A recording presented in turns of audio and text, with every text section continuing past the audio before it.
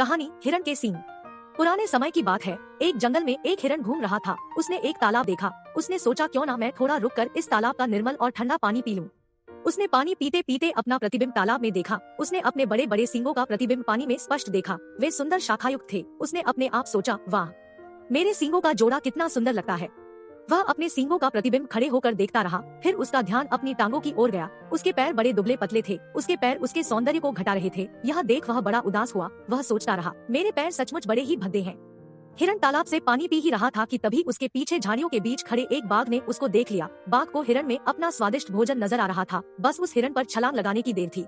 चालाक बाघ हिरण की ओर धीरे धीरे बढ़ने लगा। जैसे ही वह हिरण तक पहुंचा, हिरण ने उसी क्षण पीछे मुड़कर देखा। बाघ को देखते ही उसके पतले पैर उसे जितनी तेजी से ले जा सकते थे, उतनी तेजी से वह जंगल की ओर भागा। बाघ भी बड़ी तेजी से उसके पीछे भागा। हिरण घने जंगल में तेजी से भाग रहा था। बाघ भी उसका पीछा करता रहा। अब जंगल इतना घना हो गया था कि हिरण उसमें दौड़ नहीं पा रहा था। अचानक दौड़ते दौड़ते हिरण के सींग पेड़ की घनी शाखाओं में फंस गए। वह आगे नहीं भाग पा रहा था। सींगों को छुड़ाने के लिए वह छटपटाने लगा। आखिर बाघ हिरण तक पहुंच ही गया। वह धीरे धीरे भयभीत हिरण की तरफ बढ़ने लगा। उसने धूर्तता के साथ हिरण से कहा, तुम्हें एक ही बार में निगल जाऊंगा। हिरण अपने आप को मुक्त करने के लिए बुरी तरह छटपटा रहा था। बाघ हिरण पर आक्रमण करने हवा में उछला, तब अचानक नीचे गिरकर मर गया, क्योंकि वह पास से गुजरते हुए एक शिकारी की गोली का निशाना बन गया था। शिकारी ने हिरण को देखा। हिरण की हालत देखकर शिकारी को उस पर दया आ गई और उसे आजाद करने का निश्चय किया। उसने हिरण के सींग आरी से काट दिए और उसे आजाद कर दिया। हिरण ने शिकारी को मौत के मुंह से बचाने और उसे मुक्त करने के लिए धन्यवाद दिया। वह जंगल में भागा और बड़ा खुश हुआ कि बाघ उसे मार नहीं पाया था।